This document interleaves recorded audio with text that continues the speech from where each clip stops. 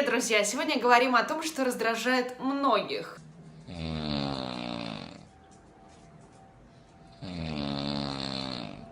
Ужасно, согласна. Я про храп. Для многих храп это просто какой-то раздражающий фактор, но на самом деле он несет в себе огромную опасность. Почему опасен храп и к чему это может привести? Сегодня разбираемся в этом вопросе. Меня зовут Алина Крупина, а вы смотрите блог «Просто о здоровье» Европейского медицинского центра УГМК «Здоровье». Привет!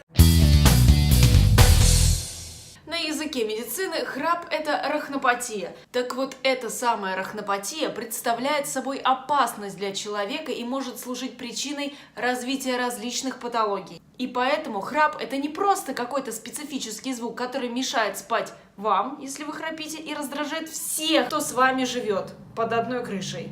Я уж молчу про спальню. Объясняется храп тем, что рыхлые слабые мышцы гортани, небо и небный язычок бьются друг о друга, и при этом через них проходит воздушный поток с соответствующей вибрацией. Да что там, давайте за визуалом обратимся к моей любимой передаче.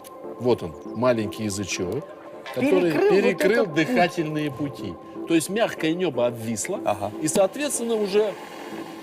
вот знакомый звук. Совершенно верно.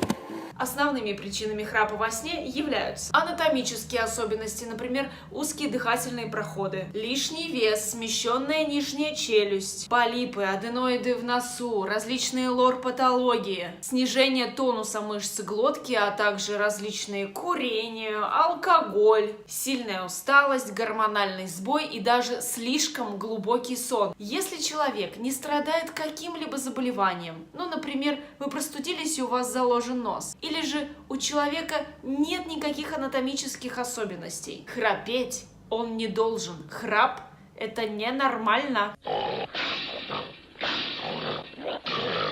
Чем опасен храп для здоровья? Во-первых, он нарушает качество сна человека, вызывает гипоксию в клетках мозга человека и остальных его органов. В итоге после такой храпной ночи, назовем это так, силы у вас не восстанавливаются, а наоборот, вы чувствуете усталость, у вас могут быть головные боли. Поймите, мозг во время храпа не отдыхает, потому что человек не погрузился в глубокую стадию сна. И поэтому на следующий день человек может ходить все время какой-то сонный, снизится его работоспособность.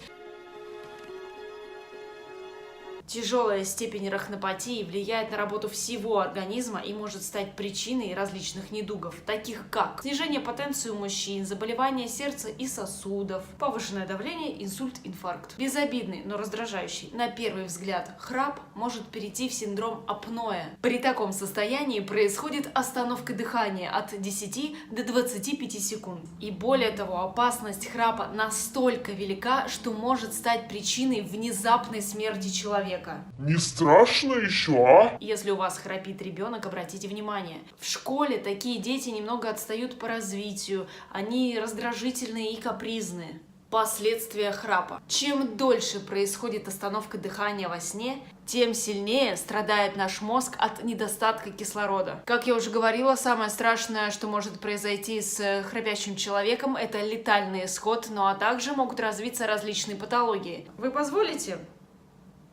Дисфункция предстательной железы, проблемы с потенцией, также гипертония, аритмия, инсульт, инфаркт, атеросклероз, нарушение памяти, плохая трудоспособность, депрессия, проблемы в семейной жизни в конце концов. Что это я весело-то говорю? Проблемы в семейной жизни в конце концов. Какие же методы лечения? Арахнопатию следует лечить с помощью устранения причин заболевания. А вот здесь у каждого индивидуальная терапия. Почему? Потому что у всех различные причины возникновения храпа. В некоторых случаях храп проходит сам собой после отказа от вредных привычек, то есть сигареты и алкоголя, а в некоторых случаях сразу же после снижения веса, если причиной храпа является избыточный вес. Для больных с врожденными или приобретенными аномалиями в носоглотке понадобится хирургическое вмешательство, увы. И так далее, и тому подобное. И какой же можно сделать вывод, если вы или кто-то из ваших близких храпит по ночам, то деликатно, но все же непременно отведите его к врачу. Звоните по телефону нашей клиники, чтобы записаться на прием к врачу отоларингологу. На этом у меня все. Меня зовут Алина Крупина. Пока.